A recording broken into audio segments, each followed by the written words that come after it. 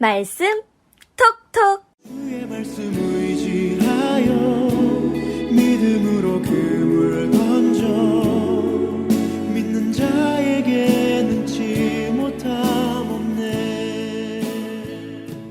제21장. 이스라엘 사람들이 미스바에서 맹세하여 이르기를, 우리 중에 누구든지 딸을 베냐민 사람에게 아내로 주지 아니하리라. 백성이 베델에 이르러 거기서 저녁까지 하나님 앞에 앉아서 큰 소리로 울며 이르되, 이스라엘의 하나님 여호와여, 어찌하여 이스라엘에 이런 일이 생겨서 오늘 이스라엘 중에 한 지파가 없어지게 하시나이까? 하더니 이튿날에 백성이 일찍이 일어나 거기에 한 제단을 쌓고 번제와 화목제를 드렸더라. 이스라엘 자손이 이르되, 이스라엘 온 지파 중에 총회와 함께하여 여호와 앞에 올라오지 아니한 자가 누구냐? 이는 그들이 크게 맹세하기를 미스바에 와서 여호와 앞에 이르지 아니하는 자는 반드시 죽일 것이라 하였습니다. 이스라엘 자손이 그들의 형제 베냐민을 위하여 뉘우쳐 이르되, 오늘 이스라엘 중에 한 지파가 끊어졌도다. 그 남은 자들에게 우리가 어떻게 하면 아내를 얻게 하리요? 우리가 전에 여호와로 맹세하여 우리의 딸을 그들의 아내로 주지 아니하리라 하였도다. 이스라엘 지파 중 미스바에 올라와서 여호와께 이르지 아니한 자가 누구냐? 하고 본즉 야베스 길르앗에서는 한 사람도 진영에 이르러 총회에 참여하지 아니하였으니 백성을 계수할 때에 야베스 길르앗 주민이 하나도 거기에 없음을 보았습니다. 회중이 큰 용사 12,000명을 그리로 보내며 그들에게 명령하여 이르되, 가서 야베스 길르앗 주민과 부녀와 어린아이를 칼날로 치라. 너희가 행할 일은 모든 남자 및 남자와 잔 여자를 진멸하여 바칠 것이니라 하였더라. 그들이 야베스 길르앗 주민 중에서 젊은 처녀 400명을 얻었으니 이는 아직 남자와 동침한 일이 없어 남자를 알지 못하는 자라. 그들을 실로 진영으로 데려오니 이곳은 가나안 땅이더라. 온 회중이 림몬바 위에 있는 베냐민 자손에게 사람을 보내어 평화를 공포하게 하였더니 그때 베냐민이 돌아온지라. 이에 이스라엘 사람이 야베스 길르앗 여자들 중에서 살려둔 여자들을 그들에게 주었으나 아직도 부족하므로 백성들이 베냐민을 위하여 뉘우쳤으니 이는 여호와께서 이스라엘 지파들 중에 한 지파가 빠지게 하셨음이었더라. 회중의 장로들이 이르되, 베냐민의 여인이 다 멸절되었으니 이제 그 남은 자들에게 어떻게 하여야 아내를 얻게 할까? 베냐민 중 도망하여 살아남은 자에게 마땅히 기업이 있어야 하리니 그리하면 이스라엘 중에 한 지파가 사라짐이 없으리라. 그러나 우리가 우리의 딸을 그들의 아내로 주지 못하리니 이는 이스라엘 자손이 맹세하여 이르기를 딸을 베냐민에게 아내로 주는 자는 저주를 받으리라 하였음이로다. 보라, 베델 북쪽 르보나 남쪽 베델에서 세겜으로 올라가는 큰 길 동쪽 실로에 매년 여호와의 명절이 있도다. 베냐민 자손에게 명령하여 이르되, 가서 포도원에 숨어 보다가 실로의 여자들이 춤을 추러 나오거든 너희는 포도원에서 나와서 실로의 딸 중에서 각각 하나를 붙들어 가지고 자기의 아내로 삼아 베냐민 땅으로 돌아가라. 만일 그의 아버지나 형제가 와서 우리에게 시비하면 우리가 그에게 말하기를 청하건대 너희는 우리에게 은혜를 베풀어 그들을 우리에게 줄지니라. 이는 우리가 전쟁할 때에 각 사람을 위하여 그의 아내를 얻어주지 못하였고 너희가 자유로 그들에게 준 것이 아니니 너희에게 죄가 없을 것임이니라 하겠노라 하매 베냐민 자손이 그같이 행하여 춤추는 여자들 중에서 자기들의 숫자대로 붙들어 아내로 삼아 자기 기업에 돌아가서 성읍들을 건축하고 거기에 거주하였더라. 그때에 이스라엘 자손이 그곳에서 각기 자기의 지파 자기의 가족에게로 돌아갔으니 곧 각기 그곳에서 나와서 자기의 기업으로 돌아갔더라.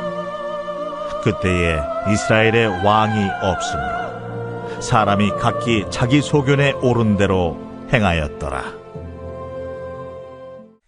샬롬, 여러분 반갑습니다. 오늘도 좋은 날 허락이 되었습니다. 주말이죠. 내일 주일 예배 또 잘 준비하시는 여러분 되셨으면 좋겠습니다. 금주에는 우리 온세대 예배 저희가 드리게 되는데 우리 자녀들과 함께 있으신 우리 성도님들, 유치부부터 우리 청년들까지 함께 예배 자리에 나와서 온 가족이 전심으로 하나님을 예배하는 날 되었으면 좋겠습니다. 전쟁이 끝났습니다. 속고 속이고 뭐 하는 치열한 전투가 끝이 났죠. 이 사람이 싸울 때는 정말 물불 안 가리고 싸우잖아요. 진짜 뭐가 앞뒤 안 가리고 뭐가 어떻게 되는지도 모르고 무조건 저 사람을 이겨야 되겠다. 뭐 죽기 살기로 그렇게 싸우게 마련이죠. 자, 그렇게 싸우고 이제 전쟁에서 이스라엘 연합군이 승리를 했어요. 기세가 등등하게 잘 싸웠는데 싸우고 승리하고 보니까 남아있는 거는 상처뿐인 영광입니다. 동족들이 다 죽었어요. 내가 피 흘려 싸운 내 칼에 배임당한 사람들이 다 우리 형제 자매들입니다. 이제 그게 보이기를 시작한 거예요. 그래서 2절 3절에 보면 백성이 베델에 이르러 거기서 저녁까지 하나님 앞에 큰 소리로 울며 이르되 이스라엘의 하나님 여호와여 어찌하여 이스라엘에 이런 일이 생겨서 오늘 이스라엘 중에 한 지파가 없어지게 하시나이까 하더니 전쟁을 다 치르고 보니까 이제 보이는 게 이 베냐민 지파가 자기들의 형제 자매라는 사실이 눈에 들어오게 된 거죠. 이 베냐민 지파가 멸절될 위기에 처해 있는 것이 눈에 들어왔습니다. 그래서 이제 큰일 났다 싶어가지고 이제 4절에 보면 하나님께 제단을 쌓고 하나님 앞에 제사를 드리게 되죠. 그런데 이제 문제는 뭐냐면 그 제사에 하나님이 응답을 안 하신다라는 겁니다. 여기에 참 중요한 영적인 원리가 있어요. 하나님은 제사의 형식을 받으시는 분이 아니시죠. 제사의 제물을 즐기는 분이 아니십니다. 하나님은 사람의 중심을 보시고 그 마음을 받으시는 분이 하나님이시죠. 그래서 사울이 범죄했을 때 사무엘 선지자가 했던 이야기처럼 하나님께서 가장 좋아하시는 것은 그의 목소리를 청종하시는 것입니다. 즉 진정한 제사라는 것은, 진정한 예배라는 것은 그의 목소리를, 하나님의 목소리를 청종하고 듣는 것, 그리고 그 말씀대로 행하는 것, 그 중심이, 사람의 중심이 하나님께로 향해 있는 예배, 제사, 그것을 하나님은 기쁘게 받으신다라는 것을 일러주신 내용이었어요.